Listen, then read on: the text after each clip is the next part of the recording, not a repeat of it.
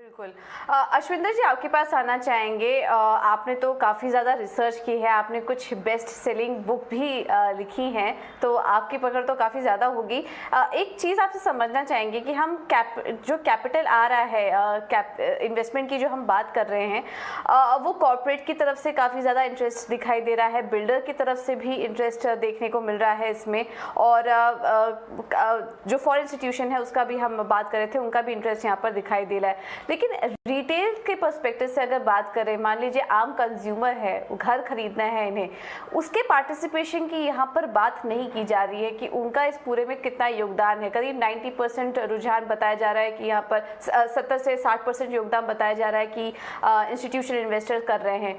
तो क्या रिटेल का रुझान नहीं फिलहाल दिखाई दे रहा है? उनका मार्केट कैसा लग रहा है? आप किस तरह का ट्रेंड वॉच कर रहे हैं? दो चीजें होती हैं। एक होता है B2B सेगमेंट, जिसके अंदर हम इंस्टीट्यूशनल की बात करते हैं और डेवलपर्स की बात करते हैं, और एक होता है जो आप रिटेल की बात कर रहे हैं, जो कंज्यूमर है, जो B2C है। देखिए, फाइनली रेजिडेंशियल के अंदर जो डेवलपर इन्वेस्ट कर रहा है वो इसीलिए कर रहा है क्योंकि एंड कंज्यूमर अभी घर खरीदने लग गया है। जो पैंडेमिक आया था उसके बाद अपने घर की जो इंपॉर्टेंस है वो बहुत बढ़ गई है। मैं आपको कुछ आंकड़े देता हूं जिससे आपको पता चलेगा। देखिए, इंस्टीट्यूशनल सेल्स का इन्वेस्टमेंट जो है वो ब्राउन फील्ड प्रोजेक्ट में होता है, मतलब जो प्रॉपर्टीज पहले से बन चुकी हैं या अंडर कंस्ट्रक्शन है। डेवलपर्स जो इन्वेस्ट करते हैं वो ग्रीन फील्ड में करते हैं, वो नीचे से पूरी की पूरी नई प्रॉपर्टी बनाते हैं।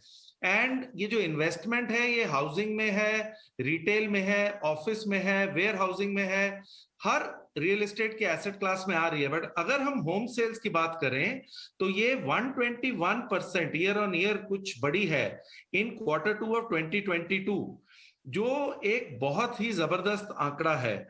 एंड Q2 22 में 76,500 यूनिट्स लॉन्च हुए हैं, जो अगेन दर्शाता है कि जो कंज्यूमर है, जो होम बायर है, अब वो अपना घर लेना चाहता है। और वो जो रिटेल का सेगमेंट है, इसके अंदर जो सबसे बड़ा सेगमेंट है वो ये हमारा मिलीनियर और जेन जी है, जो पहली बार घर ले रहा है। और क्योंकि ये सेगमेंट इंडिया में इतना बड़ा है और पिछले 4-5 साल में पेंडेमिक से पहले डिमांड थोड़ी कम थी, बिकॉज शेयर्ड इकोनॉमी की बातें होती थी। लोग बोलते थे हम ओला लेंगे, उबर लेंगे, हम गाड़ी नहीं खरीदेंगे, हम रेस्टोरेंट में नहीं जाएंगे, हम स्विगी और जोमेटो से ऑर्डर करेंगे। वो शेयर्ड इकोनॉमी अब खत्म हो रही है और सब अपना एक घर खरीदना चाहते हैं। अगर मैं H122 की बात करूं तो 1,37,000 घर लॉन्च हुए हैं, which is 66% growth year on year. आपने जैसे सही बोला, पूना, मुंबई, दिल्ली और बैंगलोर के अंदर भी बहुत ग्रोथ आ रही है। तो रिटेल आ रहा है, बट क्योंकि हम बड़ी इन्वेस्टमेंट की बात करते हैं, मोटी इन्वेस्टमेंट की बात करते हैं, इसीलिए जो रिपोर्ट है वो ये बता रही है कि 70% इंस्टीट्यूशनल से आया है, जो जनरली इनकम यील्डिंग एसेट्स के अंदर पैसा लगाते हैं, कमर्शियल के अंदर पैसा लगाते हैं, जहां पर रेंट पे पहले से चढ़ा होता है और उनको आमदन आती रहती है। और डेवलपर जो है वो रेजिडेंशियल ज्यादा बना रहे हैं और एंड यूजर जो है वो उसको खरीद रहा है।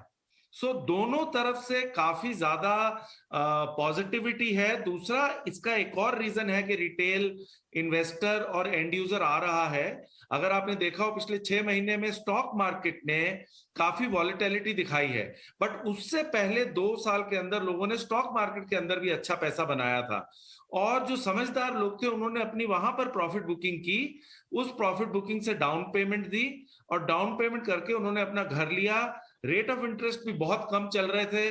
अगर हम अभी भी बात करें, पिछले 6 महीने में आरबीआई ने 90 पैसे रेट बढ़ाया है, फिर भी हम 4.9% ऑफ रेपो रेट पे हैं, जो बहुत अट्रैक्टिव है। लोगों की आमदन भी बढ़ी है।